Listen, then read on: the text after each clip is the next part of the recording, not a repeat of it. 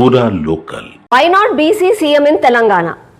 రాహుల్ గాంధీ గారికి రేవంత్ రెడ్డి గారికి నిజంగా కూడా బీసీల పట్ల ప్రేమ ఉంది, బీసీల పట్ల గౌరవం ఉంది, బీసీలకు రాజ్యాధికారం అప్పజెప్పాలన్న చిత్తశుద్ధి ఉంటే బీసీ ముఖ్యమంత్రిని ఎందుకు నియమించడం లేదు? అది చేయకుండా ఈ ముసలి కన్నీళ్ళు ఎందుకు గారుస్తున్నారు? నిజంగా కూడా బీసీల పైన ప్రేమ ఉంటే ఈ రోజు 26 జూలై 10 అవుతుంది, మీరు సాయంత్రం 6:30 కల్లా చిట్టి కేస్తే అయిపోతుంది. మా బీసీ బిడ్డ అయిన పొన్నం ప్రభాకర్ అన్న లేదంటే కొండ సురేఖ అక్కని ఎవరినో ఒకటి బీసీలని ముఖ్యమంత్రిని చేయండి.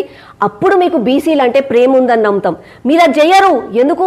మీకు కావాల్సింది యాక్టింగ్, బీసీల ఓట్లు కావాలి, మీకు కావాలని చెప్పి టైంపాస్ చేస్తారు. 42% రిజర్వేషన్ అని చెప్పి, మాకు చట్టం అని చెప్పి, ఆర్డినెన్స్ అని చెప్పి టైంపాస్ చేస్తారు. అంటే ఎందుకు? మీ ఇద్దరు కావాలనుకుంటే ఒక చిట్టి కేస్తే సాయంత్రం 6:30 కల్లా మా పొన్నం ప్రభాకర్ అన్న గౌడు బిడ్డ, మా బీసీ బిడ్డ ముఖ్యమంత్రిని చేయండి. అప్పుడు మీకు బీసీలు అంటే ప్రేమ ఉందని నమ్ముతాము. కానీ చేయరు. ఎందుకు? టైంపాస్ చేస్తూనే ఉండాలి, బీసీలను మోసం చేస్తూనే ఉండాలి. అందుకోసం ఏం చేయాలి? 42% ఆర్డినెన్స్ తెచ్చినామనాలి, మళ్ళీ పార్లమెంట్లో అనాలి, మళ్ళీ చట్టంతో సుప్రీంకోర్టులో పోరాడతామని చెప్పాలి. ఇవన్నీ టైంపాస్ చేస్తారు కానీ చెయ్యరు. చిట్టి కేసు అయ్యే పనిని చేయకుండా ఇవన్నీ చేస్తామంటే తెలంగాణ ప్రజలు ఎవరు నమ్ముతారు మిమ్మల్ని?